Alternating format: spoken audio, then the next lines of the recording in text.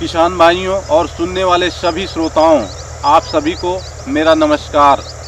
आज मैं आप सभी के बीच धान में लगने वाले एक विशेष रोग, जिसे धान का कंडुआ रोग या पैडी फॉल्स स्मट कहा जाता है, के बारे में चर्चा कर रहा हूं।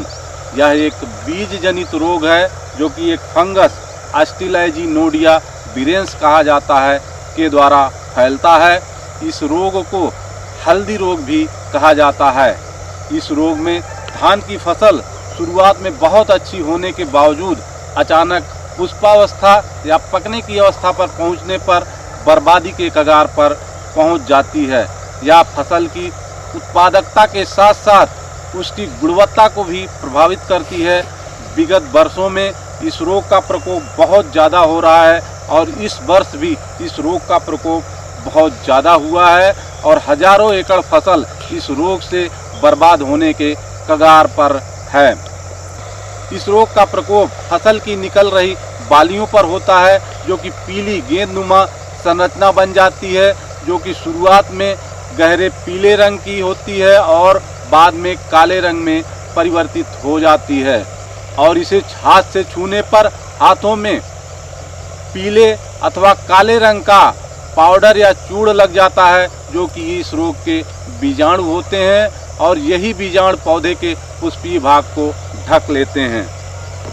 इस रोग के फैलने के लिए क्या अनुकूल कारक हैं, उसको हमारे किसान भाई जरूर जान लें।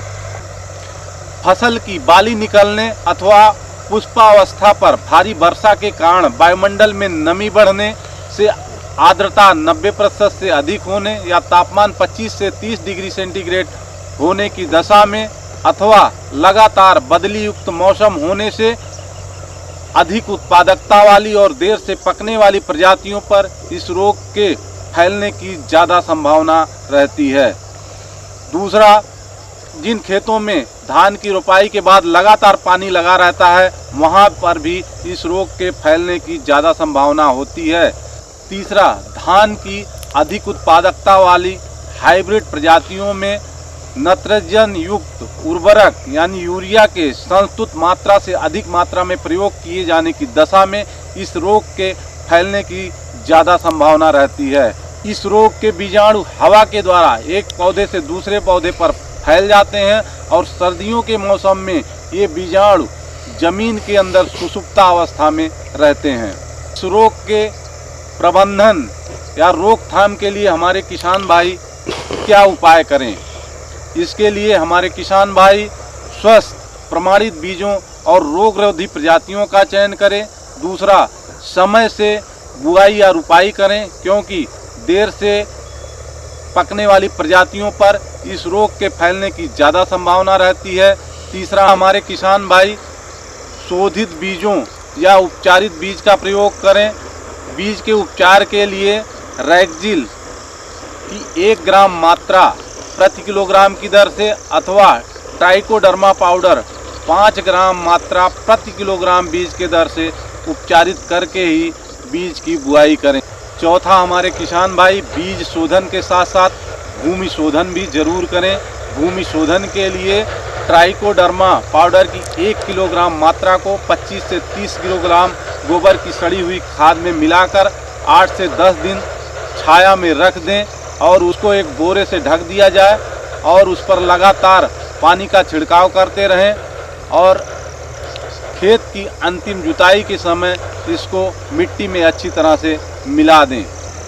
हमारे किसान भाई अपने खेत की मेड़ों और नालियों की साफ सफाई जरूर करें, जिससे कि परपोषी पौधे ना पनपने पाएँ और साथ ही साथ खेत के खरपतवारों का भी नियंत्रण जरूर करें।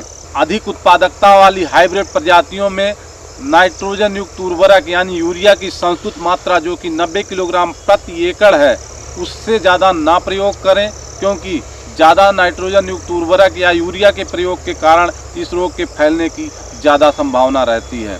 बाली निकलने की अवस्था पर हमारे किसान भाई अपने खेत की विशेष निगरानी रखें और देखें कि खेत में कहीं पर इस रोग से प्रभावित कोई बाली तो नहीं दिखाई दे रही है। अगर ऐसा है तो उसको बहुत सावधानी से तोड़कर एक पॉलीथीन में इकट्ठा कर लें और उसे मिट्टी में दबा दें तथा खेत में अगर पानी लगा हुआ है तो उसको भी निकाल दें। इस रोग के संभावित फैलाव की दशा में हमारे किसान भाई कॉपर हाइड्रोक्साइड 77% WP की 2 किलोग्राम मात्रा अथवा हेक्साकोनाजोल या टेबुकोनाजोल या प्रोपिकोनाजोल की 500 मिलीलीटर मात्रा को 500 से 700 लीटर पानी में घोलकर छिड़काव करें और आवश्यकता हो तो 8 से 10 दिन के अंतराल पर पुनः छिड़काव करें।